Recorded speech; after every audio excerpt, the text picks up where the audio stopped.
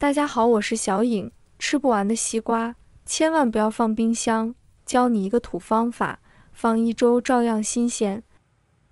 今天老公花了28块钱买了一个西瓜，因为我喜欢吃，老公会倾向于买整个，觉得这样能最大程度保留新鲜度，吃起来也更放心。要是买半个，总担心存放不当会影响口感，心里难免有些顾虑。我呢，独爱的吃法是把整个西瓜洗净后，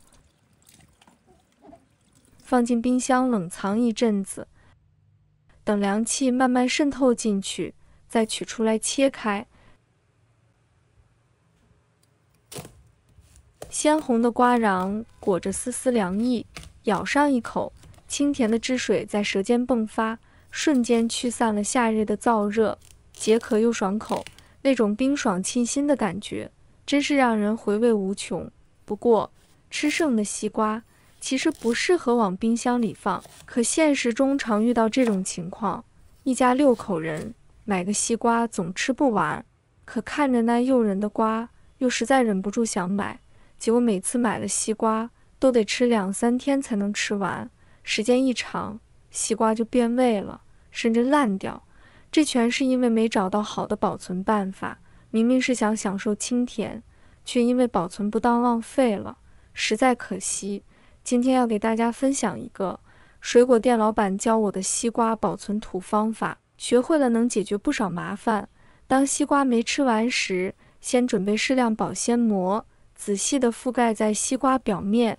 一定要做好密封。覆盖过程中要尽量排挤掉里面的空气，这样能有效减少西瓜水分的挥发，还能阻挡细菌侵入滋生，让西瓜保持新鲜的时间更长一些。说到这里，很多人可能会觉得接下来直接放进冰箱就可以了，但其实这种做法并不好。从口感上来说，冷藏过久会影响西瓜原本的清甜爽脆。从健康角度考虑，有经验的老果农并不建议把没吃完的西瓜放进冰箱过夜，因为这样可能会带来一些潜在的健康问题。把西瓜放进冰箱很容易和其他食物串味，冰箱里常存放着大葱、香菜、生肉等味道浓重的食材，西瓜放进去后拿出来吃时就会带上这些异味，吃着总像有股大葱味，特别影响口感。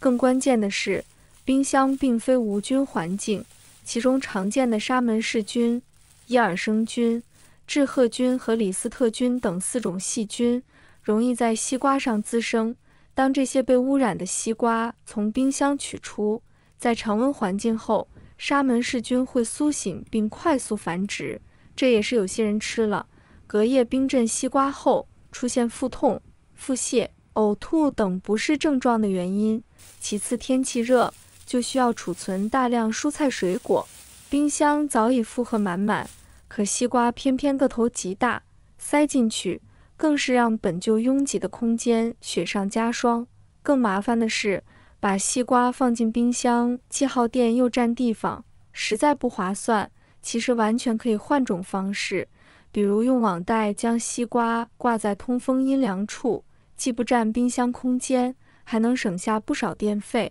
储存效果也不差。这样一来，冰箱里的空间就能留给那些更需要低温保存的食材了。所以没吃完的西瓜真的不必急着塞进冰箱，其实老一辈早就留下了巧妙的保存方法，不用耗电，还能让西瓜保鲜更久。准备一个足够大的水盆，倒入适量清水，再加少许食盐，把它充分搅拌至盐粒完全溶解，制成淡盐水。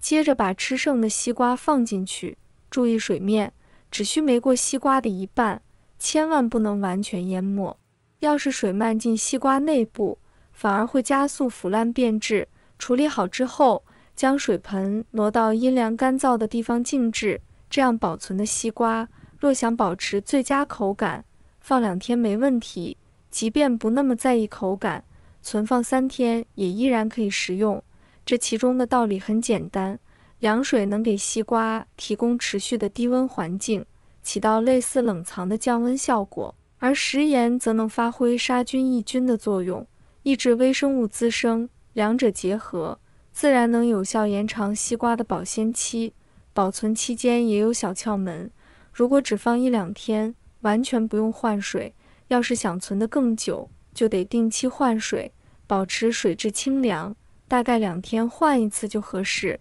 这个看似简单的方法，可是老一辈没冰箱时的智慧结晶，至今用起来依然十分管用，既节省冰箱空间，又能省下不少电费，不妨试试看。若已经把西瓜放进冰箱冷藏了1天，其实还是可以吃的，只是要多一道处理工序。吃之前，先将西瓜表面切掉，大约1-2厘米厚的一层，这部分就别吃了，因为西瓜在冰箱里冷藏时，表面容易滋生细菌，经过冷藏环境的影响，细菌繁殖的可能性会增加。切掉表层能减少细菌摄入，这样吃起来会更健康安全。处理好后，剩下的部分就可以放心享用了。西瓜堪称夏日里的水果之王，每当炎炎夏日来临，不少人早已对它翘首以盼，盼着那清甜多汁的滋味能驱散酷暑。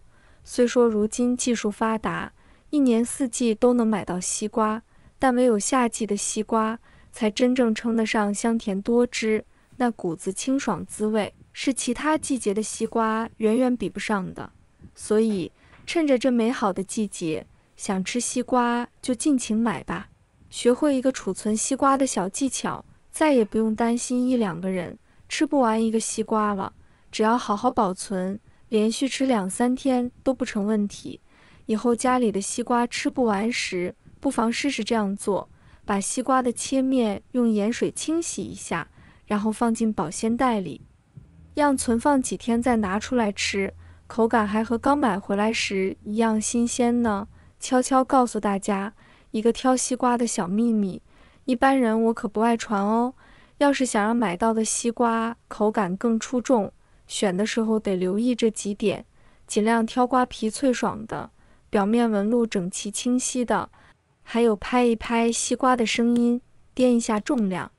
按这个标准选出来的西瓜，成熟度往往是最高的，瓜肉里蕴含的糖分也最为丰富，吃起来自然甜丝丝，水润润，一口下去满是夏日的满足感。下次买西瓜，不妨试试这个方法，保准能选到好瓜。好啦，别忘了点赞关注呀，你们的每一条留言我都会看，愿快乐常伴，我们带着更多干货，下期不见不散。